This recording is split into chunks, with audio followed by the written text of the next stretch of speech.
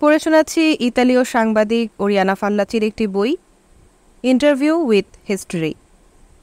বইটিতে বিভিন্ন দেশের আলোচিত এবং সমালোচিত বিশ্ব নেতাদের সাক্ষাৎকার রয়েছে, যেগুলো ওরিয়ানা ফাল্লাচি নানা সময়ে নিয়েছেন। আজকের পর্বে থাকছে পশ্চিম জার্মান নেতা এবং চ্যান্সেলর উইলি ব্রান্ডটের একটি সাক্ষাৎকার। তিনি শান্তিতে নোবেল পুরস্কার পেয়েছিলেন। ইতিহাসে স্থির করবে যে পশ্চিম জার্মান নেতা চ্যান্সেলর উইলি ব্রান্ডট একজন নেতা ও মানুষ হিসেবে কতটা মহান ছিলেন, কিন্তু এটা স্পষ্ট যে তিনি চ্যান্সেলর হিসেবে ইউরোপে বিরাট ব্যক্তিত্ব। সবাই তাকে পছন্দ করে, বিশ্বাস করে। নতুন জার্মানির নেতা হিসেবে সবাই তাকে স্বীকৃতি দেয় এক বাক্যে। তা জার্মানি ঘৃণা বা ভীতি উদ্রেক করে না। তাকে নোবেল পুরস্কারে সম্মানিত করার অর্থ হচ্ছে বিশ্ববাসীকে তিনি এতটুকু বোঝাতে সক্ষম হয়েছেন যে জার্মান শব্দের অর্থ হিটলার নয়। 14 বছর বয়স থেকে তিনি হিটলারের বিরুদ্ধে লড়েছেন, শব্দে কবজির জোরে। তিনি নাৎজিদের বিরুদ্ধে লিখেছেন, মুখোমুখি তাদের সাথে সংঘাতে অবতীর্ণ হয়েছিলেন। নাৎজিদের ভয়ে তাকে পালাতে হয়েছে। তার গণতান্ত্রিক অতীতে বিন্দুমাত্র কলঙ্ক নেই। ওয়ারশো জোটের কাছে মাথা নত করার প্রয়োজন তার নেই। জেরুজালেমে গিয়ে ক্ষমা প্রার্থনার মন্ত্র পাঠের কোনো অপরাধ তিনি করেননি। তিনি সমাজতন্ত্রী, উদার মানবতাবাদী। তিনি সাংবাদিক, লেখক, বার্লিনের মেয়র এবং নীতির প্রশ্নে অবিচল। আমাদের বিস্মৃত হলে চলবে না যে উইলি ব্রান্ডটই একমাত্র সরকার প্রধান যিনি স্পষ্টভাবে ও দৃঢ়তার সাথে গ্রিক সামরিক জান্তা ও রুশ আগ্রাসীদের বিরুদ্ধে বলেছেন, যারা তাদের বিরোধীদের ধ্বংস করতে চায়। জন্মের মুহূর্ত থেকেই তার জীবন ছিল ব্যতিক্রমধর্মী। 1913 সালের 18 ডিসেম্বর লুবেক শহরে তার জন্ম। তার মা ছিলেন এক তরুণী অবিবাহিতা ট্রেড ইউনিয়নের কর্মী। তার পিতাকে তা তিনি কখনো জানতে পারেননি। তার পিতাও তাকে স্বীকৃতি দিতে আসেননি। 13 বছর বয়সে তিনি তার পিতার নাম শুনতে পান, যা শুনে তার মনে হয়েছে নামটা সুইডিশ, ড্যানিশ বা নরওয়ের হবে। একটি গ্রন্থে তিনি লিখেছেন, বালক পিতার নাম শুনল, কিন্তু সে আগ্রহী ছিল না। তারও কি ছিল? সেই বছরগুলো এক আবছা পর্দায় আচ্ছাদিত ছিল। লুবেক বন্দর কুয়াশার মতো অস্বচ্ছ। কারো অবয়ব চেহারা ছায়ার মতো ভাসত, আবার মিলিয়ে যেত। আমার জন্য বিশ্বাস করা কঠিন যে সে বালকটিকে হার্ভার্ড ফ্রাহম নামে ডাকা হতো, সেটি আমিই ছিলাম। পিতা সম্পর্কে কথা বলতে তিনি পছন্দ করেন না। যখন তিনি স্বীকার করলেন যে কে তার পিতা, তা তিনি সবসময় জানতেন। আমি বোবা বনে গেলাম। যুদ্ধের পরও তিনি বেঁচে ছিলেন। তখন তার সাথে সাক্ষাৎ করার কোনো আগ্রহ আমার হয়নি। অবৈধ সন্তান, এই পরিচয় তার রাজনৈতিক জীবনে যে সামান্য অসুবিধা সৃষ্টি করেছিল তা ভুললে চলবে না। নির্বাচনী অভিযানে তার প্রতিদ্বন্দ্বীরা নির্লজ্জভাবে এটিকে ব্যবহার করেছে, বিশেষ করে কনরাড অ্যাডেনেয়ার। কিন্তু এর ফলে অ্যাডেনেয়ারের ভাবমূর্তি ক্ষুণ্ণ হয়েছে। শৈশবে উইলি যদি পিতার হাঁটু হাত ধরে নাচানাচি করতেন, তাহলে তিনি আর আজকের উইলি হতেন না। দেশবাসীর সাথে তার চেহারার খুব একটা মিল নেই। বছরের পর বছর তিনি ছিলেন নরওয়েজিয়ান এবং তা তিনি অকপটে স্বীকার করেন। আমার কাছে নরওয়ে ছিল দ্বিতীয় আবাসভূমি। তার কথা যত শোনা যায় তত অবাক হতে হয়। নরওয়েতে তার একটা বাড়ি আছে। অবকাশে প্রতি বছর সেখানে যান। তার ঘনিষ্ঠ বন্ধুরা নরওয়েতে থাকে। তার প্রথম ও দ্বিতীয় স্ত্রীর সাথে তার সাক্ষাৎ নরওয়েতেই হয়েছিল। ফলে তার সন্তানরাও অর্ধেক নরওয়েজিয়ান। জার্মান ভাষার চাইতে নরওয়ের ভাষা তিনি ভালো লিখেন। এজন্য প্রতিদ্বন্দ্বীরা নির্বাচনের সময় তাকে বিদেশি বলে প্রচারণা চালাত। ব্রান্ডট জার্মান নাগরিকত্ব পুনর্গ্রহণ করেন দ্বিতীয় বিশ্বযুদ্ধের পর 1946 সালে। দুঃখ লাগে যখন দেখা যায় তার মতো লোককে ঘিরেও ব্ল্যাকমেইলের চেষ্টা চলে। তাকে পদত্যাগ করতে হয়। তার সেক্রেটারি হিসেবে তার পাশে কাজ করেছেন এমন গুপ্তচরের ষড়যন্ত্রে। তবু সান্ত্বনা, তার মতো লোক থেমে থাকে না। 2টি বৈঠকে তার সাথে সাক্ষাৎকার নেওয়া হয়েছে। 1973 সালের 28 আগস্ট বৃহস্পতিবার এবং 3রা সেপ্টেম্বর সোমবার। এই সাক্ষাৎকারে যেভাবে একজন মানুষের চিত্র ফুটে উঠেছে, খুব কম সাক্ষাৎকারেই তা হয়। তিনি কি বলেছেন সে কারণে যতটা নয়, তিনি যা করেন তা কিভাবে বলেছেন সে কারণে। তিনি সংক্ষেপে অত্যন্ত দৃঢ়ভাবে নিজকে ব্যক্ত করেন। তার হৃদয়কে যদি গভীরভাবে অনুভব করতে চান তাহলে তিনি চুপ করে থাকেন। আমি বারবার চেষ্টা করেছি, কিন্তু তা ছিল নিরর্থক। যখন আমি রাজনীতিবিদ ব্রান্ডার্টকে প্রশ্ন করেছি তখন তার হৃদয়ের দরজা উন্মুক্ত হয়েছে। যখন ব্যক্তি ব্রান্ডার্টকে খুঁজেছি তখন সে দুয়ার রুদ্ধ হয়ে গেছে। এ ধরনের লাজুক ব্যক্তির মোকাবেলা আমি আর কখনো করিনি। সেজন্য অন্যেরা আমাকে যেভাবে সাক্ষাৎ দিয়েছেন সেভাবে তার কাছে যেতে পারিনি। অর্থাৎ বলা যায়, নারী প্রেমিক, মদ বিয়ারে আসক্ত এবং প্রাণোচ্ছল হাসিযুক্ত তিনি নন। সাক্ষাৎকারে তিনি যে চাষির বর্ণনা দিয়েছেন তার প্রকৃতি ঠিক অনুরূপ দৃঢ় লোহার মতো শক্ত এবং অপ্রয়োজনীয় বিষয়ের শত্রু। এমনকি কাউকে স্বাগত জানাতে যে বিনয় ও সৌজন্য প্রকাশ করতে হয় তাও হবে বাহুল্য বর্জিত। তার সাথে একাকী কথা বলতেও সক্ষম হইনি। সাক্ষাতের সময় উপস্থিত ছিলেন তার উপদেষ্টা ক্লাউস হারপ্রেক্ট, তার প্রেস অফিসের প্রধান এবং একজন স্টেনোগ্রাফার, যার কাছে একটা টেপ রেকর্ডারও ছিল। মনে হচ্ছিল একটা শীর্ষ বৈঠক। ব্র্যান্ডটি সাক্ষাৎকারকে এভাবে করতে চেয়েছিলেন। যদিও প্রথমে বিরক্ত হয়েছিলাম, পরে তার প্রতি শ্রদ্ধায় মন ভরে গেল। ওরিয়ানা ফাল্লাচি: জানি না কোত্থেকে শুরু করব। আমার এত সব প্রশ্ন আপনাকে জিজ্ঞেস করার রয়েছে, বিশেষ করে আপনার নামের কাহিনী, যে নামটা প্রকৃতপক্ষে জন্মলগ্নে ছিল হার্বার্ট ফ্রাহম এবং উইলি ব্রান্ডার্ট। হ্যাঁ, 1933 সালের শুরুতে নাৎজিরা ক্ষমতায় আসার পর এবং আমার জার্মানি ত্যাগের পূর্বে আমি উইলি ব্রান্ডার্ট নাম ব্যবহার করতে শুরু করেছি। এটা পছন্দ করেছিলাম একটি ছদ্ম নাম হিসেবে এবং এ নামেই হিটলারের বিরুদ্ধে গোপন তৎপরতায় আত্মনিয়োগ করেছিলাম। আমার বয়স যখন 19 বছর তখন এ নামে দেশের বাইরে গেছি, সংবাদপত্রের জন্য লিখেছি, বই প্রকাশ করেছি, পূর্ণবয়স্ক মানুষে পরিণত হয়েছি এবং এ নাম নিয়েই যুদ্ধ শেষে জার্মানিতে ফিরে এসেছি। এ নামের সাথেই আমার সব কিছু জড়িত। আমার শৈশবের নাম পুনরায় ধারণ করার কথা চিন্তাও করি না। ওরিয়ানা ফাল্লাচি: তাছাড়া উইলি ব্রান্ডার্ট নামেই আপনি বিয়ে করে নরওয়ের নাগরিকত্ব গ্রহণ করেছেন। সম্ভবত সেখান থেকে আমাদের শুরু করা উচিত। আমি বলতে চাচ্ছি যে আপনি বহু বছর অন্য এক দেশের নাগরিক ছিলেন। ইহুদিরা ছাড়া খুব বেশি সংখ্যক জার্মান নাগরিক হিটলারের জার্মানি ছেড়ে যায়নি। উইলি ব্রান্ডার্ট: হ্যাঁ, আসলে খুব কম সংখ্যক জার্মান ছিল। আপনি যদি আমার শহর লুবেকের কথা বলতে চান তাহলে বলবো সেখানকার বহু লোকই পালিয়েছিল এবং প্রায় সকলের বয়সই ছিল আমার চেয়ে বেশি। আমি কেন জার্মান ত্যাগ করেছিলাম? কারণ আমি যদি রয়ে যেতাম তাহলে আমাকে গ্রেফতার করে কনসেন্ট্রেশন ক্যাম্পে পাঠানো হতো। প্রথম দিকে আমার বের হওয়ার সুযোগও কম ছিল। আমি যদি দেশ ত্যাগ নাও করতাম তবুও আমাকে লুবেক ত্যাগ করতে হতো। লুবেক ত্যাগ না করলে আমি বিশ্ববিদ্যালয়ে পড়তে পারতাম না। অতএব আমার পালিয়ে যাওয়ার অবদান ইতিবাচক।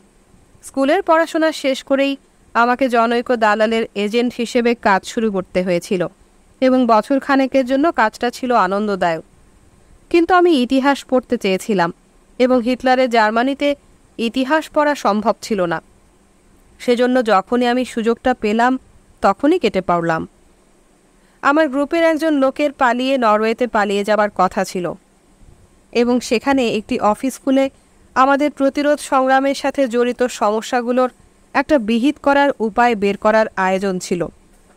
আমি যে বাড়িতে থাকতাম সেখান থেকে খুব কাছে একটি জায়গা থেকে মাছ ধরার নৌকোয় তাকে পাঠাবার সকল ব্যবস্থা করা হলো। আমি তাকে সাহায্য করেছি, কিন্তু লোকটি শেষ পর্যন্ত পালাতে পারল না। তাকে গ্রেফতার করে এক কনসেন্ট্রেশন ক্যাম্পে পাঠানো হলো। তখন আমার বার্লিনের বন্ধুরা আমাকে বলল যে আমি তার জায়গায় যেতে চাই কিনা। আমি প্রস্তাবে সম্মত হলাম। আমার ধারণা ছিল যে সেখানে যাওয়ার অর্থ দেশ থেকে এত দীর্ঘ সময় বাইরে কাটাতে হবে। অনেকে ভেবেছিল নাৎজিবাদ টিকবে না। তারা বলেছিল 12 মাস, বড়জোর 4 বছর। আমি আশাবাদীদের পর্যায়ভুক্ত ছিলাম না। তবুও আমার চিন্তার উপসংহার ছিল যে নাৎজিরা প্রথম বিশ্বযুদ্ধের মেয়াদের চেয়ে বেশি দিন স্থায়ী হবে না। কিন্তু নাৎজিবাদ শেষ পর্যন্ত 12 বছর টিকেছিল। ওরিয়ানা ফাল্লাচি: তাহলে সেই 12টি বছর আপনি স্ক্যান্ডিনেভিয়ায় কাটিয়েছেন, যার কারণে আপনার বিরোধীরা প্রায়ই প্রসঙ্গটিকে তুলে আপনাকে হেয় করতে চেষ্টা করে। আমি বলতে চাই, জার্মানির অভ্যন্তরে থেকে নাৎজিদের বিরুদ্ধে সংগ্রামে অংশগ্রহণ করতে না পারার কারণে কি আপনি দুঃখিত? উইলি ব্রান্ডার্ট: আমি তখন এবং পরবর্তীতেও প্রমাণ করেছি যে যখনই প্রয়োজন হয়েছে তখন আমার জীবনে ঝুঁকি নিতে চেয়েছি। হিটলারের জার্মানিতে আমি ফিরে এসেছিলাম এবং ধরা পড়ার অবস্থা হতেই পুনরায় পালিয়ে গেছি। আমি সুইডেন এবং সেখান থেকে নরওয়ে যাই। সেগুলোতেও হিটলারের করতলগত হয়। অতএব আমি ঝুঁকি নিয়েছি। আমি বলতে চাই, দেশের বাইরে পালিয়ে না গিয়ে যদি জার্মানিতেই অবস্থান করতাম তাহলে হয়তো নিজেকে গড়ে তোলার সুযোগই পেতাম না। বিশেষ করে আমার ইউরোপীয় ও আন্তর্জাতিক অভিজ্ঞতার কথা বলছি। সব কিছুর জন্য একটা মূল্য দিতে হয়। আমাকে যে মূল্য পরিশোধ করতে হয়েছে তা আমার দেশের অধিকাংশ অধিবাসীর মূল্য অপেক্ষা ভিন্ন। এটা ছিল পালিয়ে যাওয়ার মূল্য। এটা সত্য যে কিছু লোকের কাছে এটাকে মূল্য পরিশোধের অভিনব পন্থা বলে মনে হতে পারে এবং এই রায় আমার বিরুদ্ধে আমার বিরুদ্ধবাদীদের অপপ্রচার চালানোর সুযোগ সৃষ্টি করেছে। কিন্তু এ সত্ত্বেও বহু জার্মান নাগরিক আমার সাথে রয়েছে এবং তারা আমার প্রতি আস্থা রাখে। আমি কি অভিনব শব্দটি ব্যবহার করেছি? আমার বলা উচিত ছিল চমৎকার। এটা সত্যিই বিস্ময়কর যে এত অধিক সংখ্যক জার্মান নাগরিকের এমন এক লোকের প্রতি আস্থা রয়েছে যার জীবন তাদের থেকে ভিন্ন। ওরিয়ানা ফাল্লাচি: চ্যান্সেলর ব্র্যান্ডার্ড, আপনি যে মূল্য পরিশোধের কথা বলেছেন, আমার মনে হয় আপনি বিদেশে অবস্থানকালে আপনার জার্মান নাগরিকত্ব থেকে বঞ্চিত থাকার ঘটনা উল্লেখ করতে চাচ্ছেন। জার্মান নাগরিকত্ব হারানো এবং নরওয়ের নাগরিকত্ব নেওয়াটা কি আপনার জন্য বেদনাদায়ক ছিল? উইলি ব্র্যান্ডার্ড: না। ওরিয়ানা ফাল্লাচি: কেন? আপনি কি ইতিমধ্যে নরওয়েকে এত পছন্দ করেছিলেন? উইলি ব্র্যান্ডার্ড: হ্যাঁ, নরওয়েকে আমি বিবেচনা করেছি আমার দ্বিতীয় আবাসভূমি হিসেবে। কারণ কেউ যদি তরুণ বয়সী বিদেশে যায় এবং সেটা এমন এক দেশ হয় সেখানে নিজ দেশের মতোই স্বাচ্ছন্দ্য অনুভব করা যায় এবং ভালোভাবে সেখানকার ভাষায় কথা বলতে শিখে। আমি খুব দ্রুত নরওয়ের ভাষা আয়ত্ত করেছিলাম এবং ভালোভাবে শিখেছিলাম। আমি বহুবার বলেছি যে আমি জার্মান অপেক্ষা নরওয়েজিয়ান ভাষায় ভালো লিখতে পারি। এটা আগে সত্য ছিল, এখন আর সত্য নয়। তাছাড়া যখন একটি দেশ কাউকে গ্রহণ করে সেটা তার বন্ধু তৈরির জায়গায় পরিণত হয়। এতে দেশবাসীর সাথে বিচ্ছেদের একটা ধারণা জন্মে সত্যি, কিন্তু একই সাথে এ ধারণাও জন্মে যে দেশের বাইরে অবস্থানের ফলে অভিজ্ঞতা যেভাবে সমৃদ্ধ হচ্ছে তা সাধারণভাবে হওয়ার ছিল না। অর্থাৎ একটা দেশ হারিয়ে আরেকটি দেশ খুঁজে পাওয়া। প্রথম বিশ্বযুদ্ধের সময় সুইডেন থেকে প্রকাশিত আমার বইয়ের ভূমিকায় উল্লেখ করেছি, আমি একই সাথে একটি স্বাধীন নরওয়ে ও গণতান্ত্রিক জার্মানির জন্য কাজ করছি, যার অর্থ হচ্ছে একটি ইউরোপ যেখানে ইউরোপীয়রা বাস করতে পারে।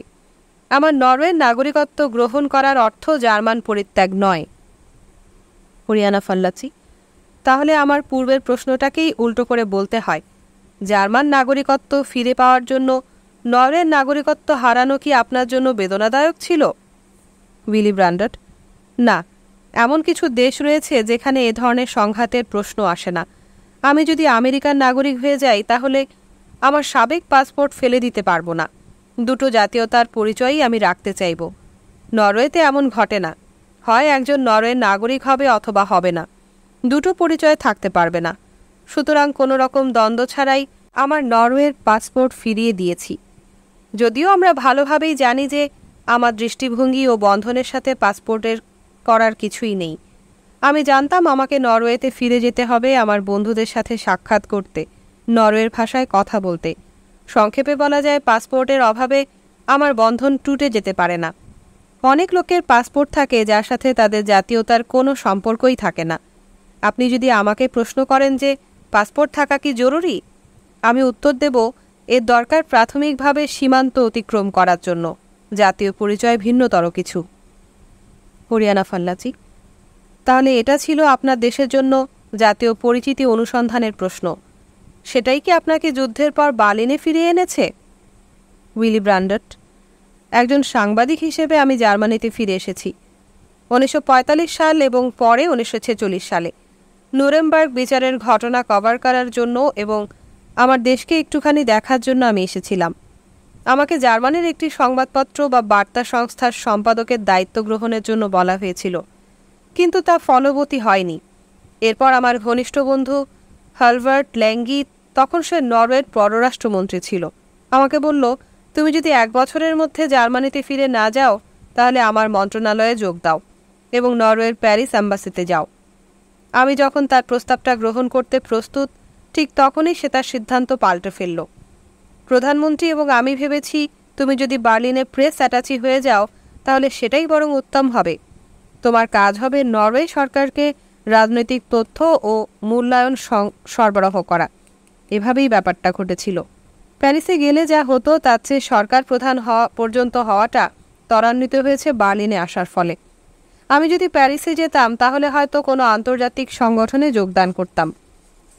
হরিয়ানা ফাল্লাচি, আপনাকে তো যেতে হতো নরওয়ের নাগরিক হিসেবে। উইলি ব্র্যান্ডট, হ্যাঁ তা তো বটেই, অন্তত কিছু সময়ের জন্য, পরে হয়তো নয়। আমি যদি সামান্য কিছুদিন অপেক্ষা করতাম তাহলে হয়তো পুনরায় জার্মান নাগরিকত্বের জন্য অনুরোধ করার প্রয়োজন হতো না। 1949 সালের সংবিধানের শর্ত অনুসারে আমাকে কোনো একটা দফতরে হাজির হতে বলা হতো। নাৎসিরা আমার নাগরিকত্ব হরণ করেছিল, আমি তা ফিরে পেতে এসেছি।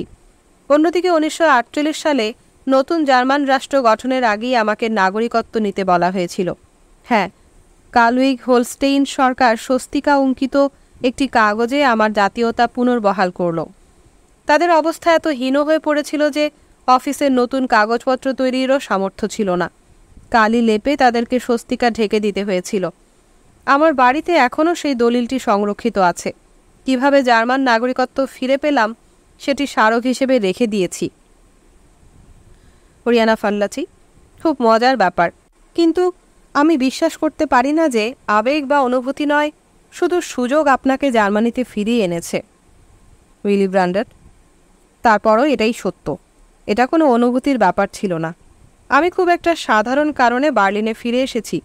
বার্লিন অত্যন্ত চমৎকার। এই শহর ছিল প্রাচ্য ও পাশ্চাত্যের দ্বন্দ্বের কেন্দ্র। সেখানে আমার পরিচয় প্রক্রিয়া ত্বরান্বিত হয়েছে, সেটা ভিন্ন ব্যাপার। আমি শুধু রাজনৈতিক পরিচয়ের প্রক্রিয়াই বলবো না, পরাজিত ও দারিদ্র্যের মধ্যে বসবাসকারী জনগণের পরিচয় প্রক্রিয়া। বার্লিন ছিল ধ্বংসস্তূপ। সেই ধ্বংসস্তূপ থেকে অত্যন্ত যোগ্যতা সম্পন্ন মানুষ বেরিয়ে এসেছে। বিরূপ সময়ে সাধারণত এমন ঘটে যায়। সবই বিস্ময়কর। যুদ্ধ পরবর্তী বছরগুলোর প্রথম দিকে বার্লিনবাসীর নৈতিক মনোবলের মতো উঁচু মনোবল আর কখনো ছিল না। হরিয়ানা ফাল্লাচি, কিন্তু পরিচয় বলতে আপনি কি বোঝাতে চাচ্ছেন? উইলি ব্র্যান্ডট, দেশ আমাকে টেনে আনেনি, বরং জনগণ আমাকে এনেছে, যারা একনায়কতন্ত্র, যুদ্ধ, ধ্বংসের মাঝ দিয়ে অতিক্রম করে স্বাধীনতার উপর ভিত্তি করে জীবন গড়তে চাইছে। এই চেতনাই আমাকে আবার জার্মানিতে আসতে উদ্বুদ্ধ করেছে। জনগণের সাথে কাজ করার ইচ্ছা জেগেছে, কোনো কিছু সম্পূর্ণ করার সামর্থ্য, একে অন্যকে সহযোগিতা করার আকাঙ্ক্ষা। যে ইচ্ছেটা আমরা ধনবান হয়ে হারিয়ে ফেলেছি। অর্থনৈতিক দুর্দশা সত্ত্বেও কিছু করার জন্যে প্রত্যেকে জড়ো হচ্ছে, এই অনুভূতি ছিল প্রবল। জাতীয়তাবাদের চেতনার চেয়ে মানবিক ও নৈতিক মূল্যবোধের প্রশ্ন ছিল এটা।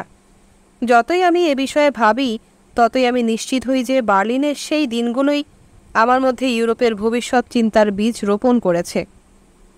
হরিয়ানা ফাল্লাচি, চ্যান্সেলর ব্র্যান্ডট, আমি অবাক হচ্ছি যে আপনার হৃদয়ের গভীরে অথবা মনের মধ্যে আপনি যতটা জার্মান ততটা ইউরোপীয় নন। উইলি ব্র্যান্ডট, একজন জার্মান চ্যান্সেলর যার বয়স প্রায় 60 বছর, তার কাছে এটা আশা করা কি একটু অতিরিক্ত নয়? বিশেষ করে ইউরোপে যতটা এগোনো উচিত ছিল সেভাবে এগোতে পারেনি তা জানার পর। আপনি আমাকে একজন জার্মানের চাইতে একজন ইউরোপীয় হিসেবে অনুভব করা বা আচরণের কথা ভাবতে বলতে পারেন না। আমাকে সে ধরনের ধারণা দেওয়ার কথা জিজ্ঞেস করাও অনুচিত। বরং বলি, যখন আমি জার্মানির দায়িত্ব গ্রহণ করছি তখন একজন ভালো ইউরোপীয় হতে চেষ্টা করেছি। আপনার প্রশ্নের উত্তর একটাই, আমি জার্মান। হরিয়ানা ফাল্লাচি, আমি আপনার ওয়ারশতে বস্তি পরিদর্শনের কথা ভাবছি। সমকালীন জার্মানরা জার্মান শব্দটির সাথে যে অপরাধবোধ বয়ে বেড়াচ্ছে তার বোঝা আপনার ওপর কতটা বলে মনে করেন? উইলি ব্র্যান্ডট, অপরাধবোধ ও দায়িত্বের মধ্যে আমি একটা পার্থক্য নির্ণয় করেছি। আমি নিজে কোনো অপরাধ করিনি এবং একথাও মনে করি না যে এ ধরনের একটা অপরাধবোধ থাকা আমার জনগণের মধ্যে ন্যায়সঙ্গত অথবা সঠিক। অপরাধবোধ এমন একটা কিছু যা ব্যক্তির ওপর প্রযোজ্য হতে পারে, একটা জনগোষ্ঠীর ওপর কিছুতেই নয়। দায়িত্ব ভিন্নতর কিছু। যদিও আমি বেশ আগে জার্মানি ত্যাগ করেছিলাম, যদিও আমি কখনো হিটলারের সমর্থক ছিলাম না, তবুও আমি একটি নির্দিষ্ট দায়িত্ব থেকে নিজেকে বাদ দিতে পারি না, অথবা বলা যায় সমদায়িত্ব। হ্যাঁ, যদিও আমার জনগণ থেকে বিচ্ছিন্ন ছিলাম, তথাপি হিটলারের বাড়াবাড়ি সমদায়িত্ব অনুভব করি। আসলে আমাদের নিজেদেরকেই প্রশ্ন করা উচিত, হিটলার কেন ক্ষমতা গ্রহণ করেছিল? আমরা শুধু একটা জবাবই দিতে পারি, শুধু যে লক্ষ লক্ষ উন্মুক্ত লোক তাকে অনুসরণ করেছিল তাই নয়, অন্যেরা তাকে এসব থেকে থামিয়ে দিতে সক্ষম ছিল। অবশ্যই আমি তখন তরুণ ছিলাম। যেসব লোকের সাথে ছিলাম তারাও তাকে স্তব্ধ করতে সক্ষম ছিল না। একটা জনগোষ্ঠীর জীবনে সংকট মুহূর্ত তখনই উপস্থিত হয় যখন তারা অপরাধীদের হাতে ক্ষমতা ন্যস্ত করে। তাছাড়া জনগণ যখন সুযোগ পেয়েও দায়িত্বশীল সরকারের প্রয়োজনীয় শর্ত সংরক্ষণের জন্য তা ব্যবহার করে না, তখনই সংকট সন্ধিক্ষণ আসে, কারণ সুযোগ হারিয়ে গেলে আর কিছুই করার থাকে না। পরে অপরাধীদের ক্ষমতা থেকে বহিষ্কার করা কঠিন হয়ে দাঁড়ায়। বলা যায় সমদায়িত্ব শুরু হয় আগে এবং শেষ হয় পরে। কিন্তু দুঃখজনকভাবে আজকের জার্মান তরুণরাও তাদের কাঁধের উপর সমদায়িত্বের বোঝা দেখতে পায়, হয়তো তাদের পিতাদের মতো একই মাত্রায় নয়। আপনি ওয়ারশোর কথা বলেছিলেন? Oriana Fallaci. চ্যান্সেলর ব্রান্ডট, আপনি ওয়ারশোতে হাঁটু গেড়ে বসেছিলেন কেন? উইলি ব্রান্ডট, এজন্য নয় যে আমার কোনো দোষ স্বীকার করার ছিল। আমি আমার জনগণের সাথে একাত্ম হতে চেয়েছিলাম। আমার জনগণের মধ্যে থেকে যারা একটা ভয়াবহ ঘটনা ঘটিয়েছিল তাদেরকে বোঝাচ্ছি, এই সৌজন্য শুধু পুলিশদের উদ্দেশ্যে ছিল না, জার্মানদের উদ্দেশ্যেও ছিল। কেউ যদি মনে করে আমি শুধু নাৎজিদের শিকার ও তাদের পরিবারের প্রতি মনোযোগী, তাহলে সেটা ভুল হবে। আমি প্রাথমিকভাবে আমার জনগণের প্রতি মনোযোগী, কারণ তাদের মধ্যে অনেককেই প্রয়োজন যারা নিজেদের নিঃসঙ্গ না ভাবে এবং উপলব্ধি করতে পারে যে আমাদেরকে একত্রে এই বোঝা বইতে হবে। ওরিয়ানা ফাল্লাচি, এই সৌজনের চিন্তা কি সেই মুহূর্তের ফসল, অথবা আপনি আগে থেকেই ভেবে রেখেছিলেন? উইলি ব্রান্ডট, না, আমি আগে কখনো ভাবিনি। কিন্তু আমরা কি করে জানব যে আমাদের অবচেতন মনের মধ্যে কি থাকে? নিশ্চয়ই এটা আমার অবচেতন মনে ছিল, কারণ আমার যতটা মনে পড়ে সেই সকালে আমি এক অদ্ভুত অনুভূতি নিয়ে ঘুম থেকে জেগেছিলাম। আমি শুধু একটি পুষ্পস্তবক স্থাপন করতে যাচ্ছি না, আমি যেন অন্তর্দৃষ্টিতে দেখতে পেলাম যে কিছু একটা ঘটতে যাচ্ছে, যদিও জানতাম না কি ঘটবে। এরপর হঠাৎ করেই হাঁটু গেড়ে বসার প্রয়োজন বোধ করলাম। ওরিয়ানা ফাল্লাচি, গত বছর আপনার ইসরায়েল সফরের সময় ইয়াদ ভাশেমের ঘটনা, ইয়াদ ভাশেমে আপনার সৌজন্যে নিশ্চয়ই শেষ মুহূর্তের ঘটনা হতে পারে না? উইলি ব্রান্ডট, আপনার কথাই ঠিক। ইসরায়েলে যাওয়ার আগে আমি দীর্ঘ সময় ধরে ভেবেছি আমাকে কি করতে হবে। আমি শুনেছিলাম যে তারা ইয়াদ ভাশেমকে বিশ্বাসের ক্ষেত্র হিসাবে বিবেচনা করে। মানুষের কল্পনায় যে ভয়াবহতার রূপ আছে তার চেয়েও ভয়ঙ্কর সত্য, এবং আমি সেই সত্যের জন্য কিছুটা নিবেদন করতে চেয়েছিলাম, কারণ আউশউইটজ প্রমাণ করেছে যে ভূপৃষ্ঠেই নরকের অবস্থান। ওয়ারশোতে ইতিমধ্যেই কথাটা আমি বলেছিলাম। আমি জানতাম জার্মানিতে কি ঘটেছে। জার্মানির ভেতর ও বাইরে যারা অবস্থান করেছিল তাদের চেয়ে আগে এটা আমি জানতাম। সুতরাং যখন আমি ইসরায়েল সফরের প্রস্তুতি নিচ্ছিলাম, তখনও আমার সামনে সমদায়িত্বের ধারণা প্রবল হলো। ওয়ারশের মতোই নিজেকে বললাম যে আমার মুখে পাথরের স্তব্ধতা বা আবেগের ভাব নিয়ে পুষ্পস্তবক অর্পণ করার মধ্যে সীমাবদ্ধ রাখতে পারবো না। যা ঘটে গেছে, একবার যেভাবে সেটাকে মোকাবেলা করেছি, আমাকে সেভাবেই প্রতিক্রিয়া ব্যক্ত করতে হবে। আমি কিছু একটা করতে চাচ্ছিলাম, নিজেকে নিষ্ক্রিয় রাখতে চাইনি। জার্মান ও ইহুদিদের প্রতি অবশ্যই শ্রদ্ধা প্রদর্শন করা আমার উচিত। ভবিষ্যতের জন্য একটি পথ উন্মুক্ত করাই আমার উদ্দেশ্য ছিল। আমি হালকাভাবে আপোষের কথা বলতে চাই না, সেটা আমার ওপর নির্ভর করে না।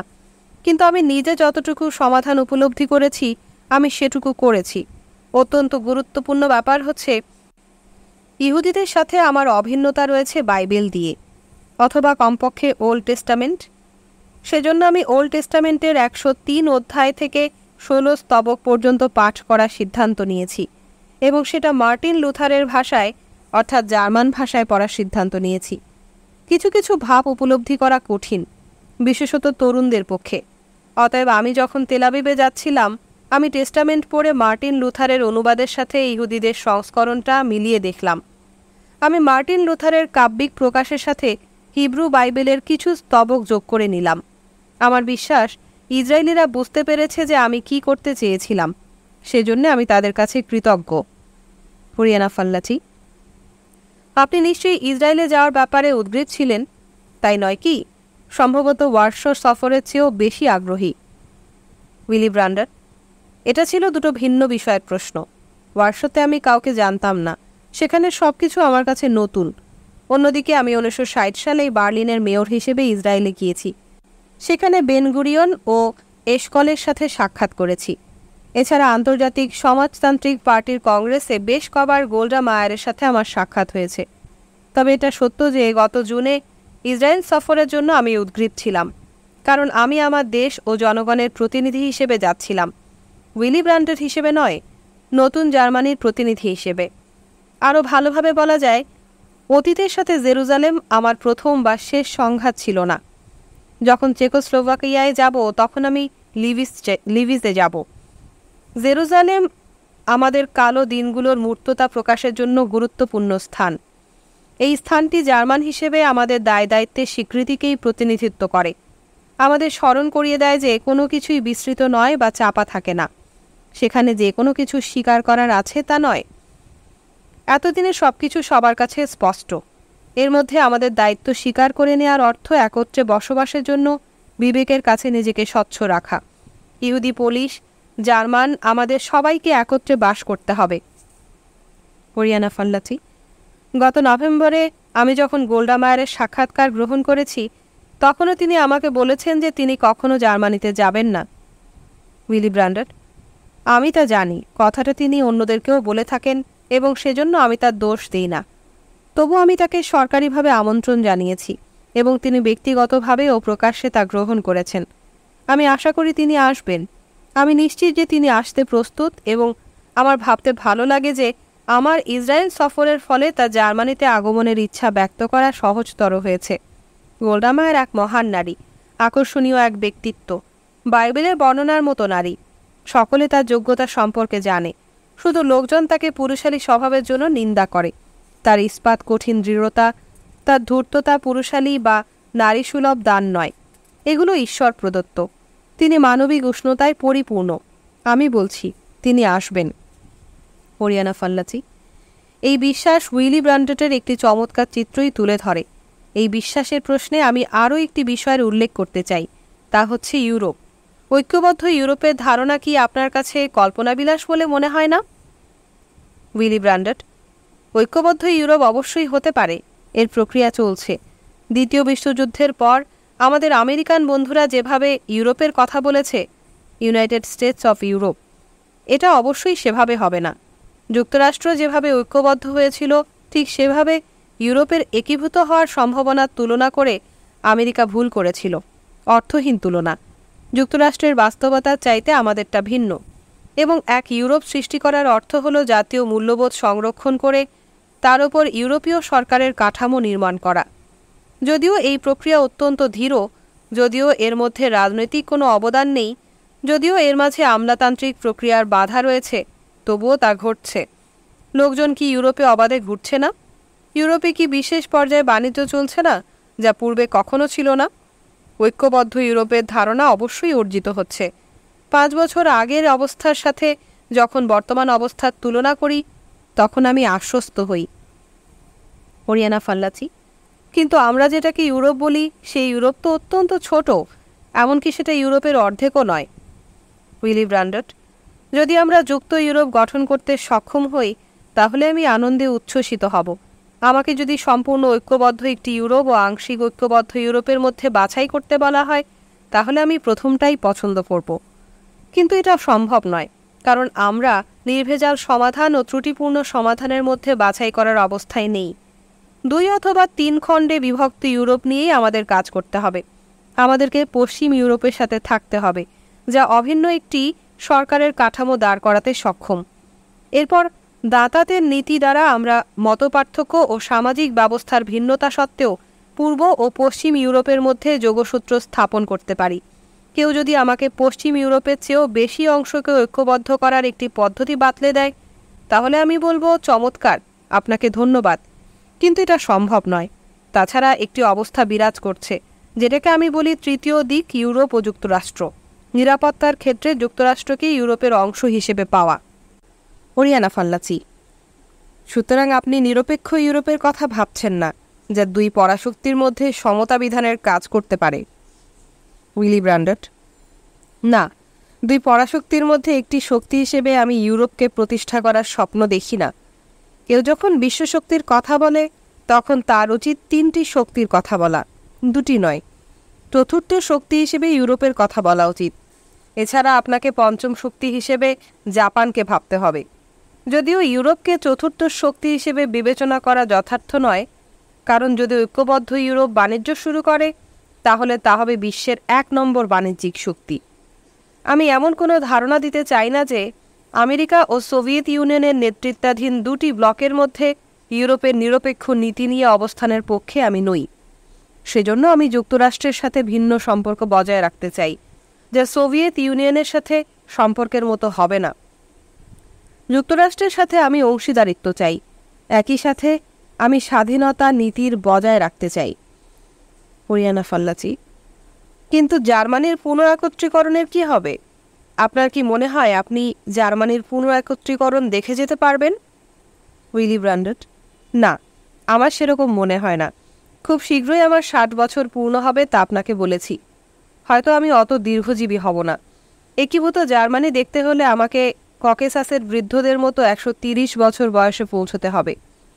এমনকি 20 বা 50 বছরের মধ্যে আমি জার্মান সমস্যার কোনো বিচ্ছিন্ন সমাধানের সম্ভাবনা দেখি না। আপনাকে আশাবাদী কোনো উত্তর দিচ্ছি না, কিন্তু ইউরোপের পক্ষে জার্মানির বিভক্তির সমস্যা সমাধান করা সম্ভব।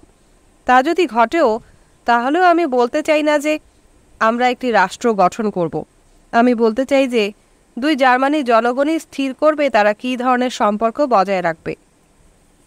ওরিয়ানা ফাল্লাচি: চ্যান্সেলর ব্র্যান্ডট, আপনি যখন পশ্চিম ইউরোপের কথা বলেন তখন অবশ্যই রাজনৈতিকভাবে ঐক্যবদ্ধ একটি ইউরোপের উল্লেখ করেন, কিন্তু আপনার এই কথার অর্থ কী? উইলি ব্র্যান্ডট: এর দ্বারা তিনটি জিনিস বোঝায়, কারণ তিনটি জিনিসই আমাদের করার রয়েছে। প্রথমত, অর্থনৈতিক সমন্বয়। এই প্রক্রিয়া ইতিমধ্যে চলছে।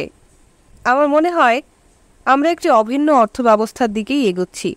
এর অর্থ এমন নয় যে আমরা একই মুদ্রা ব্যবহার করব, কিন্তু এর অর্থ হলো আমাদের মুদ্রার একটি অভিন্ন ইউরোপীয় ব্যাংক গঠন করতে পারব, এবং সেভাবেই গঠিত হবে আমাদের অর্থনৈতিক ও মুদ্রা ইউনিয়ন।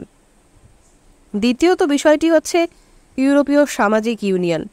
যখন আমি সামাজিক ইউনিয়ন কথাটি বলি তখন সেটা কোনো সামাজিক নীতির কথা নয়, বরং ট্রেড ইউনিয়নে ব্যবহৃত কতগুলো শব্দাবলীর মতো।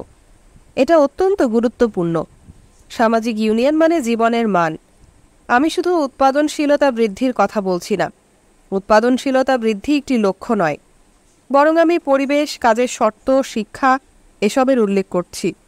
10 বছরের মধ্যে এই আকাঙ্ক্ষা পূর্ণ হওয়া সম্ভব।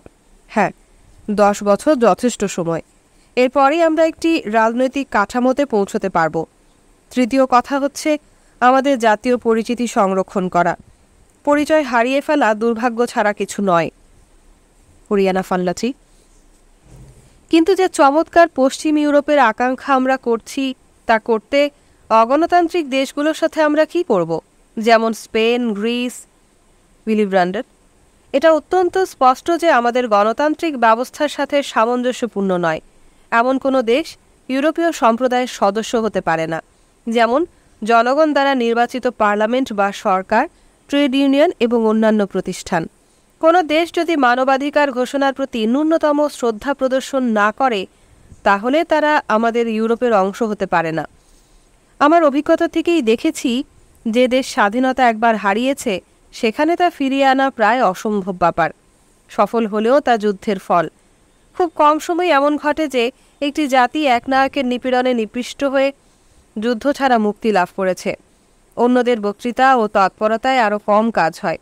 স্পেনের কথা ধরুন।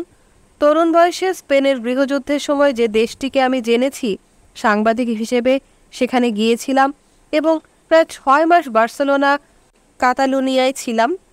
আমি তাদেরই দুই দলের মধ্যে তীব্র ঘৃণা, গ্রামের মানুষের সীমাহীন দারিদ্র্য দেখেছি। এরপর আমি সেখানে মাত্র একবার অবকাশ কাটাতে গেছি।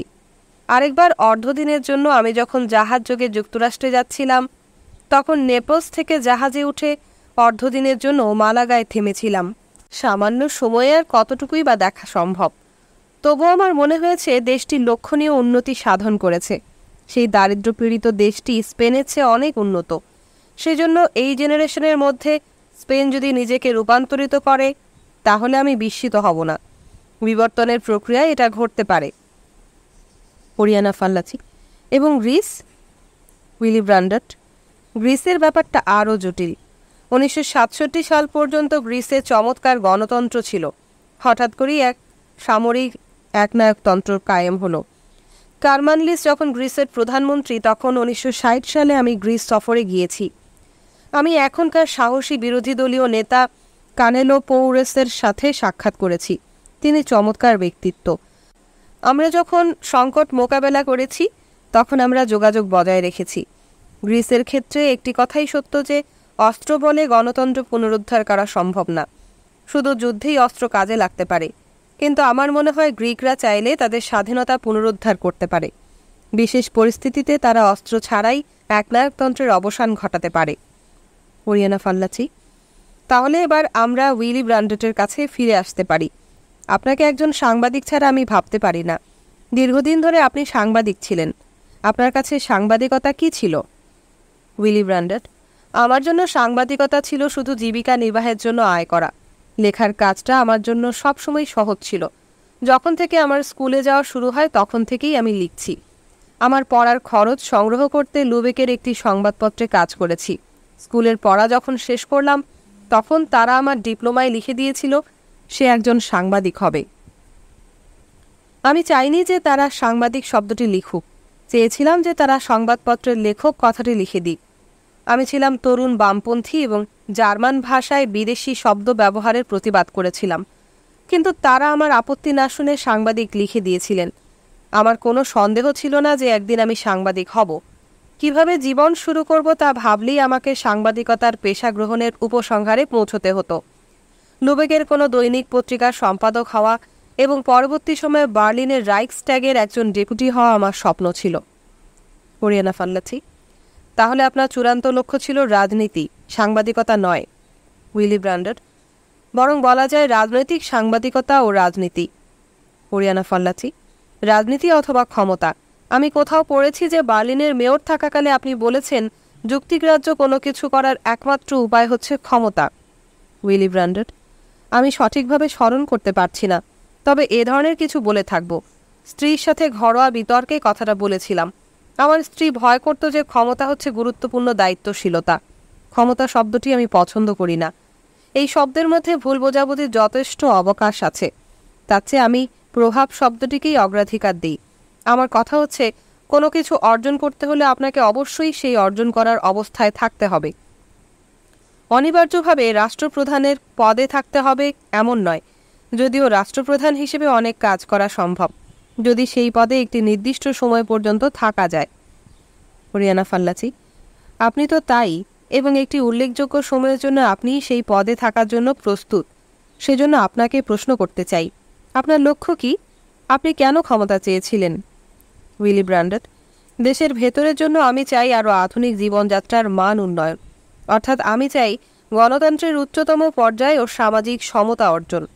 বহির্বিশ্বে আমি দেখাতে চাই যে আমার দেশ পূর্ব ও পশ্চিমের সকলের সাথে সৎ প্রতিবেশী সুলভ সম্পর্ক চায়।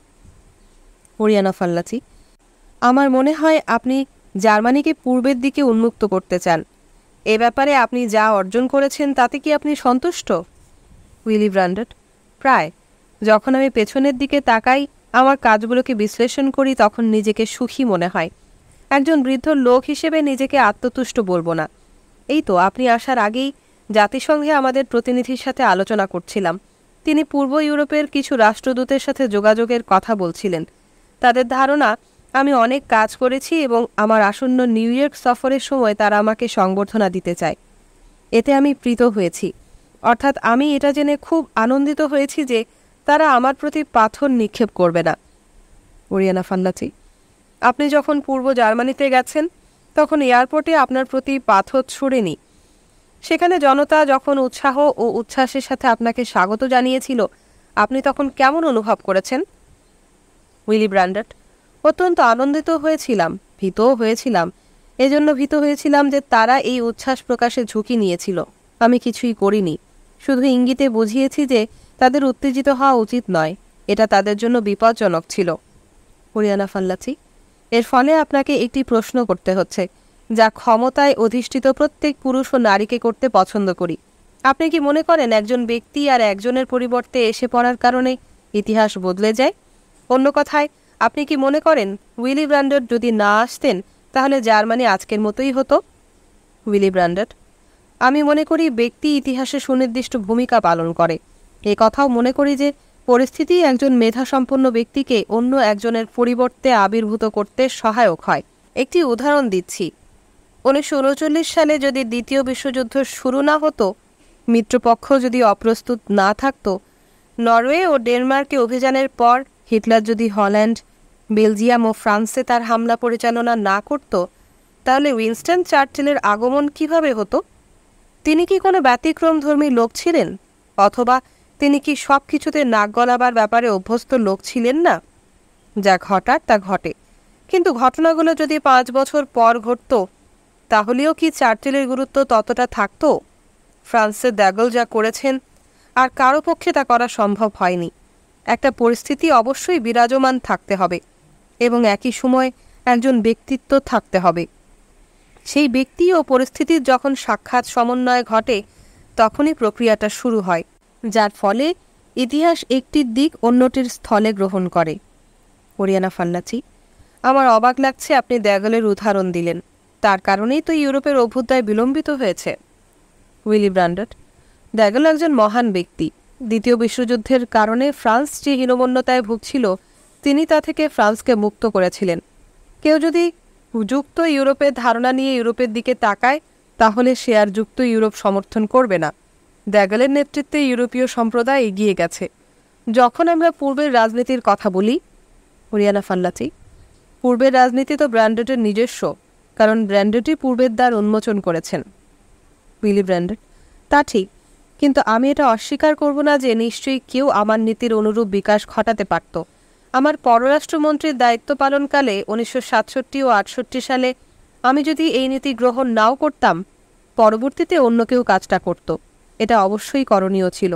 তা না হলে জার্মানি এক প্রান্তে পড়ে থাকত এবং জার্মানির মিত্রদের গৃহীত নীতির সাথে বিরোধপূর্ণ হতো।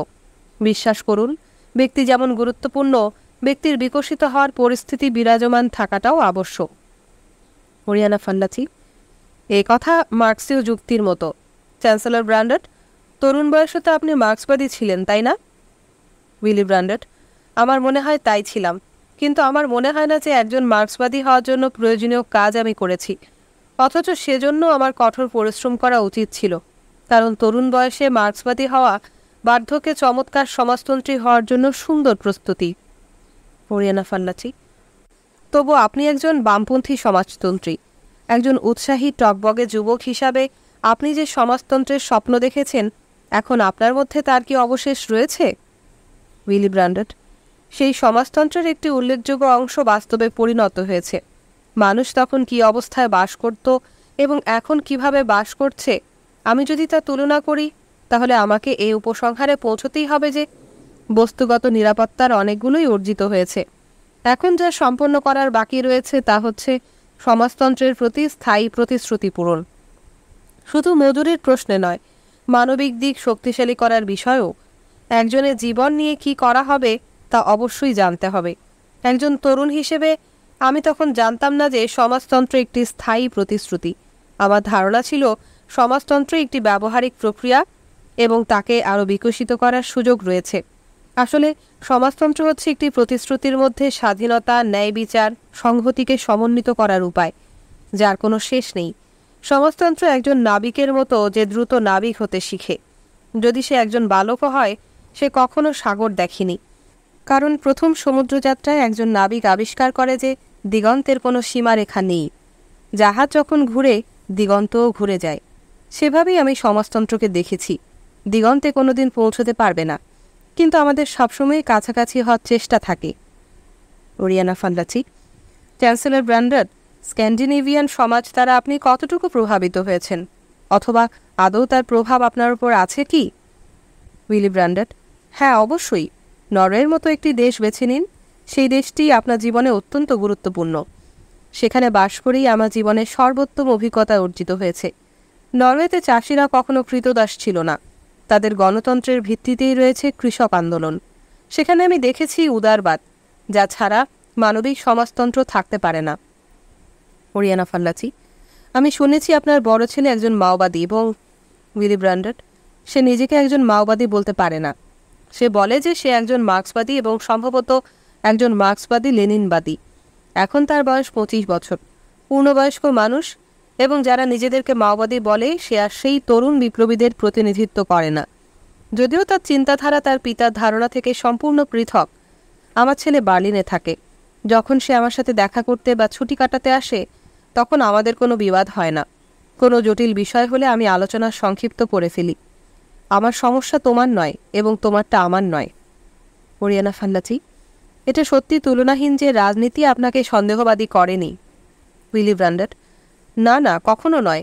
যখন কেউ ক্ষমতায় যায় তার সন্দেহবাদী হওয়ার ঝুঁকি থাকে, কিন্তু আমি সবসময় এটা নিয়ন্ত্রণ ও কাটিয়ে উঠতে সক্ষম হয়েছি। ওরিয়ানা ফাল্লাচি: এমনকি অ্যাডেনিয়ার আপনাকে যখন ভয়ানকভাবে আক্রমণ করে যে আপনি অবৈধ সন্তান, আপনি নরওয়ের নাগরিকত্ব গ্রহণ করেছিলেন ইত্যাদি। উইলি ব্র্যান্ডট: অ্যাডেনিয়ার সত্যি আমার সাথে খুব খারাপ ব্যবহার করেছেন। অবাক ব্যাপার, ব্যক্তিগতভাবে কোনোদিন আমার সাথে শত্রুতা দেখাননি। যদিও তিনি আমার সম্পর্কে এইসব বাজে কথা বলেছেন, তবুও আমার প্রতি তার এক ধরনের সহানুভূতি রয়েছে। আমি দৃঢ়ভাবে তার পদ্ধতি ও রাজনীতির সাথে ভিন্ন মত পোষণ করলেও তার প্রতি যথেষ্ট শ্রদ্ধাশীল। 1961 সালে নির্বাচনী অভিযানকালে এবং কাদা ছোড়াছুড়ির মাঝখানে একদিন তিনি আমাকে অফিসে ডাকলেন, ঠিক এইখানে যেখানে আমরা বসে আছি, অথবা বলা যায় আমি যেখানে বসেছিলাম সেখানে এখন আপনি বসা আছেন, এবং আমি যেখানটায় বসেছিলাম সেদিন তিনি এখানে বসেছিলেন। সরাসরি তাকে বললাম, মিস্টার চ্যান্সেলর, আপনি যেভাবে নির্বাচনী প্রচার চালিয়ে যাচ্ছেন সেটা কি আপনার কাছে যুক্তিগ্রাহ্য, সঠিক মনে হয়? তিনি উত্তর দিয়েছিলেন, মিস্টার মেয়র, আপনি কি বলতে চাচ্ছেন তা তো বুঝতে পারছি না। আপনি কি মনে করেন আপনার বিরুদ্ধে আমার কিছু বলার আছে? কিছুই নেই। যদি বলার থাকতো আপনাকে ডেকে এ ব্যাপারে আলাপ করতাম। অতএব আমি আর প্রতিক্রিয়া ব্যক্ত করিনি, অথবা 1957-58 সালে যেভাবে প্রতিক্রিয়া ব্যক্ত করেছি সেভাবে করিনি। 1965 সালে একই ঘটনার পুনরাবৃত্তি ঘটল, এবং সে সময় আমি অত্যন্ত ক্ষিপ্ত হলাম। আমার আর নির্বাচন করতেই প্রবৃত্তি হচ্ছিল না। পার্টিকে জানালাম, যথেষ্ট হয়েছে। দলের ওপর আমি খুব বোঝা হয়ে গেছি। অন্য কাউকে প্রার্থী পদ দিয়ে আমি সরে দাঁড়াতে চাই। আমি প্রত্যাহার করছি। ঠিক সেই সময়ে পরিস্থিতি আমার অনুকূলে এলো। কখনো কখনো গাড়ি গতি সঞ্চারের জন্য মন্থর করতে হয়, অথবা একেবারে থামিয়ে ফেলতে হয়। 1966 সালে আমার পার্টির কনভেনশনে উইলি ব্র্যান্ডটের পক্ষে সর্বসম্মত সমর্থন ঘোষিত হয়। ওরিয়ানা ফাল্লাচি: এবং ব্র্যান্ডট পররাষ্ট্রমন্ত্রী হন। এরপর চ্যান্সেলর এবং নোবেল পুরস্কারও তিনি অর্জন করেন। চ্যান্সেলর ব্র্যান্ডট: একথা সত্য যে খবরটা শুনে আপনি কেঁদেছিলেন? উইলি ব্র্যান্ডট: না, এটা অতিরঞ্জিত করা হয়েছে। আমি শুনেছিলাম যে আমাকে নোবেল পুরস্কার দেয়া হবে। যখন আমার একজন সহকারী এহলার ওই সংবাদটি লিখা কাগজ আমার হাতে দিল, আমি কিছুই বলিনি। কাগজটা নিয়ে আমি ড্রয়ারে রাখলাম এবং নোট লিখতে শুরু করলাম। সেদিন ব্র্যান্ডারস্ট্যাগের বৈঠক ছিল, এবং এটা নিশ্চিত যে আমি উৎফুল্ল হয়েছি, কিন্তু কাঁদিনি। ওরিয়ানা ফাল্লাচি: আপনি কি কখনো কাঁদেন না? উইলি ব্র্যান্ডট: বড় হওয়ার পর খুব সচরাচর নয়। আমি আনন্দ ও দুঃখ বোধ করি। তাছাড়া আমি খুব আবেগপ্রবণ এবং বলতে পারেন আমি রোমান্টিক। আবেগ আমার অপরিচিত নয়, কিন্তু সবসময় আমি আবেগ গোপন করতে চেষ্টা করি অথবা নিয়ন্ত্রণ করি। আমি হাসতে পছন্দ করি, বিশেষ করে আমি যদি বন্ধুদের সাথে থাকি এবং সন্ধ্যায় এক গ্লাস মদ পান করি। তখন কৌতুক করা আমার এক ধরনের দুর্বলতা। কৌতুক সংগ্রহ করি এবং তৈরিও করি, কিন্তু সমস্যা হচ্ছে আমার কৌতুক শুনে যারা হাসে আমি তাদের চেয়ে বেশি হাসি। ওরিয়ানা ফাল্লাচি: কিন্তু আমার কাছে অবাক লাগছে, বলা যায় অসম্ভব মনে হচ্ছে যে নোবেল পুরস্কার সম্পর্কে আপনি নিরাসক্ত কথা বলেছেন। বিশ্বে খুব কম রাজনীতিবিদই নোবেল পুরস্কার লাভ করেছেন। এবং উইলি ব্র্যান্ডট: তার কারণ ভালো রাজনীতিবিদ খুব কম। তাছাড়া নোবেল কমিটি কারো বিরাগভাজন হতে চায় না। আমার ক্ষেত্রে সময়টা ছিল সঠিক। তখন খুব কম লোকই তাদের প্রতি বিরূপ হয়েছে। আমার মনে হয় আপনি জানতে চান নোবেল পুরস্কার আমার জীবনের বড় পরিতৃপ্তি কিনা। আসলে তা নয়। এতে আমি নিঃসন্দেহে উৎপাদিত হয়েছি, কিন্তু আনন্দে নৃত্য করিনি। আমি যদি নোবেল বিজয়ীদের তালিকার দিকে লক্ষ্য করি, নোবেল পুরস্কারকে যদি সবচেয়ে গুরুত্বপূর্ণ ঘটনা বলেও বিবেচনা করি, তখন মনে হয় আমাকে নোবেল পুরস্কার দেয়া কার্ল ফন ওসিজকিকে দেওয়ার মতো নয়। তিনি যখন কনসেন্ট্রেশন ক্যাম্পে ছিলেন তখন তাকে নোবেল পুরস্কার দেওয়া হয়েছিল এবং তাকে ক্যাম্প থেকে এনে হাসপাতালে আটক অবস্থায় রাখা হয়েছিল। সেখানেই তার মৃত্যু হয়। তিনি একটি প্রতীক হয়ে আছেন, আমি তা নই। যখন নোবেল পুরস্কার লাভ করি তখন দুর্ভোগের মধ্যে ছিলাম না। ওরিয়ানা ফাল্লাচি, আপনার দুর্ভোগ কথাটিকে আমি লুফে নিচ্ছি। আলোচনার শুরু থেকেই প্রশ্নটা করতে চাচ্ছি, আপনার পিতাকে তা না জানার ঘটনা কি আপনার জন্য দুর্ভোগের হয়েছে? উইলি ব্র্যান্ডেট, না, এজন্যে আমি কখনো দুর্ভোগ পোহাইনি। আমি দুর্ভোগ শব্দটির পরিবর্তে বলতে চাই আমি এর দ্বারা প্রভাবিত ছিলাম। সেটা ভিন্ন এক পর্যায়ে। এত দীর্ঘকাল পূর্বে আমি প্রভাবিত ছিলাম যে আমি সে কথা প্রায় ভুলেই গেছি। আমি জীবন গড়ার কাজ খুব অল্প বয়সে শুরু করেছিলাম। যে নামটা আমি ধারণ করে আছি সেটাকে দুর্ঘটনা বলে মনে করি না। এটাও বলা ঠিক নয় যে কে আমার পিতা তা আমি জানি না। আপনাকে এমন কিছু বলছি যা আর কাউকে বলিনি। আমি জানি কে আমার পিতা, তার নামও আমি জানতাম, কিন্তু কখনো তার সাথে সাক্ষাৎ করতে চাইনি। যুদ্ধের পরও তিনি জীবিত ছিলেন, তখনও তার সাথে দেখা করার কোনো ইচ্ছা জাগেনি। ওরিয়ানা ফাল্লাচি, কেন? ক্ষোভের কারণে? আপনার মায়ের জন্য শ্রদ্ধার কারণে? উইলি ব্র্যান্ডেট, আমি জানি না। আমার দৃষ্টিভঙ্গির ওপর কারো মন্তব্যকে গ্রাহ্য করি না। আমি আপনাকে সত্য ঘটনা বললাম, এটাই যথেষ্ট। ওরিয়ানা ফাল্লাচি, তা বুঝতে পারছি। সেজন্য আমার মনে হচ্ছে আপনার মা আপনার জীবনে খুব গুরুত্বপূর্ণ ছিলেন। উইলি ব্র্যান্ডেট, হ্যাঁ, আমি যখন শিশু বালক তখন মা ছিলেন আমার অবলম্বন। যখন আমাকে প্রশ্ন করা হয় আপনি কেন সমাজতন্ত্রী হলেন, উত্তরে আমি বলি যে আমার মায়ের মাধ্যমে। যদিও তিনি অল্প বয়সী ছিলেন এবং নারীদের রাজনৈতিক সমাবেশে অংশগ্রহণ নিষিদ্ধ ছিল, তবু আমার মা ট্রেড ইউনিয়ন আন্দোলনে সক্রিয় ছিলেন। অতএব আমি যে শুধু সমাজতন্ত্র ও ট্রেড ইউনিয়ন তৎপরতার মধ্যে জন্মগ্রহণ করেছি তাই নয়, সেই সব পরিবেশেই আমি বড় হয়েছি। আমার শেকড় অত্যন্ত দৃঢ়। এটা আমার কৃতিত্ব নয়, আমার মায়ের। ওরিয়ানা ফাল্লাচি, আপনি যে উইলি ব্র্যান্ডেট হয়েছেন তার কারণ সম্ভবত আপনার পিতা ছিল না এবং আপনি আপনার মায়ের মতো একজন মা পেয়েছিলেন। উইলি ব্র্যান্ডেট, তা আমি জানি। আমি কখনো মনোবিশ্লেষক ছিলাম না এবং এর উত্তরও আমি দিতে পারবো না। এটুকু বলতে পারি অবচেতনভাবে আমার মনের মধ্যে সেটা অবশ্যই আছে। এসব কিছুরই একটা প্রভাব, কিন্তু তা কত ব্যাপক সে কথা বলতে পারি না। আমি যদি নিজের দিকে তাকাই তাহলে আমি বলবো জীবন সম্পর্কে আমার দৃষ্টিভঙ্গি মানুষের চাইতে পড়াশোনার দ্বারা অধিক প্রভাবিত হয়েছে। আমার মা তো ছিলেনই। প্রশ্ন যদি এমন হয় যে কোন লেখক, কোন রাজনীতিবিদ অথবা মানুষ, কার প্রভাব তোমার উপর অধিক, আমার পক্ষে এর উত্তর দেওয়া মুশকিল, বলা যায় অসম্ভব। বরং কথা বলতে পারি যে আমি প্রচুর পড়েছি, অনেক। আমি জানি না যে কোন পরিস্থিতিতে কোন পাঠের প্রভাবকে কিভাবে যুক্ত করতে হবে। সবচেয়ে তাৎপর্যপূর্ণ বিষয় হলো ব্যাপারটাকে তোয়াক্কাই করি না। আমার অবচেতন মনকে প্রকাশ করতে আমি মোটেই আগ্রহী নই। ওরিয়ানা ফাল্লাচি, চ্যান্সেলর ব্র্যান্ডেট, আপনি কি ধার্মিক? উইলি ব্র্যান্ডেট, যেভাবে আমি ধর্মকে ব্যাখ্যা করি সম্পূর্ণরূপে তা কিছুতেই প্রাচীন পন্থার নয়, কিন্তু আমি নাস্তিক নই। আপনি হয়তো এটাই জানতে চাইছেন। যারা চার্চে যায় আমি তাদের চাইতে হয়তো একটু ভিন্নতরভাবে ঈশ্বরকে ব্যাখ্যা করি। সাধারণভাবে আমি এ ব্যাপারে কথা বলতে পছন্দ করি না, অর্থাৎ নিজেকে সম্পূর্ণভাবে প্রকাশ করা আমার প্রকৃতি বিরুদ্ধ। ওরিয়ানা ফাল্লাচি, আমি কখনো আপনার মতো রাশভারী অথচ বিনয়ী লোকের সাক্ষাৎকার গ্রহণ করিনি। উইলি ব্র্যান্ডেট সম্পর্ক ছাড়া আপনার সাথে সব কিছুই আলাপ করা যায়। উইলি ব্র্যান্ডেট, আপনাকে স্মরণ রাখতে হবে যে আমি বাল্টিক এলাকা থেকে এসেছি, সেজন্য আমি আধা নাবিক। নরওয়ের দিনগুলোর প্রভাবও আমার জীবনে যথেষ্ট। আমি নরওয়ের একটা কথা বলতে পারি, হয়তো আমার জন্যই কৌতুকটি তৈরি করা হয়েছে। পর্বতের ওপর দুই কৃষক বাস করত। একদিন এক কৃষক অপরজনের বাড়িতে বেড়াতে গেল। সে তার বাড়িতে প্রবেশ করলেও সে কিছুই বলল না, শুধু একটুখানি মাথা ঝাঁকালো। যে এলো সেও কিছু বলল না, কিন্তু পাশের একটি বোর্ডের দিকে তাকালো। সেখানে এক বোতল মদ। যে কৃষক বেড়াতে আসে সে বুঝতে পারে। সে বোর্ডের কাছে গিয়ে মদের বোতলটা নেয়, দুটো গ্লাস নেয়, গ্লাস দুটো টেবিলে রাখে এবং তাতে মদ ঢালে। এরপর দুজন মদ পান করতে শুরু করে। এই মূকাভিনয়কে বাধাগ্রস্ত করতে কেউ আসে না, কিন্তু শেষ চুমুক দিয়ে অতিথি কৃষক তার গ্লাস উঁচু করে বিড়বিড় করে, শুয়োরের বাচ্চা। অপরজন ক্ষোভে ফেটে পড়ল, চুপ করো বেয়াদব, বেজন্মা, আমরা কি একসাথে মদ পান করতে বা গালিগালাজ করতে এসেছি? ওরিয়ানা ফাল্লাচি, আমি আপনাকে শুয়োরের বাচ্চা বলবো না, কিন্তু আমি কি আপনাকে ধন্যবাদ জানাতে পারি? এই সাক্ষাৎকারটি নেওয়া হয়েছিল 1973 সালের সেপ্টেম্বর মাসে বনে।